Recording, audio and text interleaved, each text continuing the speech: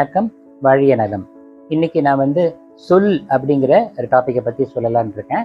திருவள்ளுவர் திருக்குறள்ல சொல்றாரு, சொல்லுக சொல்லை பிரிதோர் சொல் அச்சொல்லை வெல்லும் சொல் இன்மை அறிந்து அப்படிங்கிறது.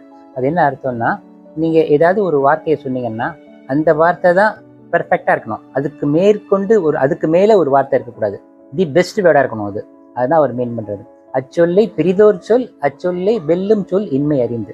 ரொம்ப அழகா சொல்லியிருக்காரு. இதுக்கு நம்ம ராமாயணத்துல உதாரணம் பார்த்தீங்கன்னா, ஆஞ்சநேயர் ராமாயணத்துல அவருக்கு சொல்லின் செல்வன்னே பேரு.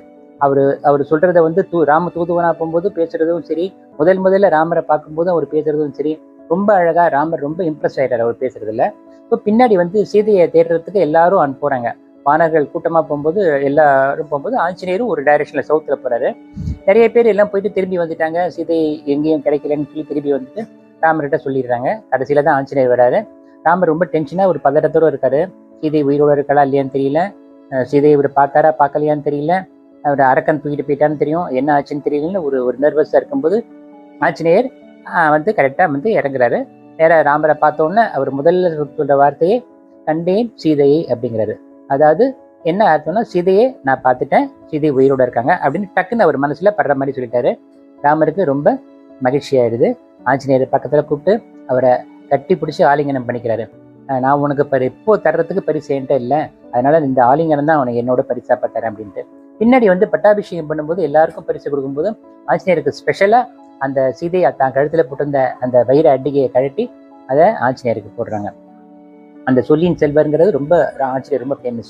இப்போ தற்சமயத்துல பாத்தீங்கன்னா அந்த என்ன சொல்றது, அது இந்த பஞ்ச் டைலாக்னு சொல்றாங்க.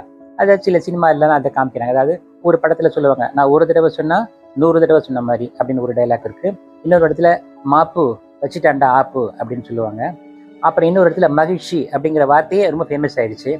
அப்புறம் என்னம்மா இப்படி பண்ணிட்டீங்களேம்மா அப்படின்னு சொல்ற வார்த்தை.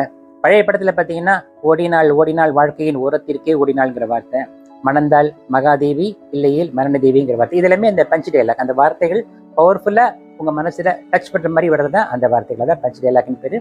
சொல் அப்படிங்கிற டாபிக்ல இதை பத்தி சொல்லியிருக்கேன்.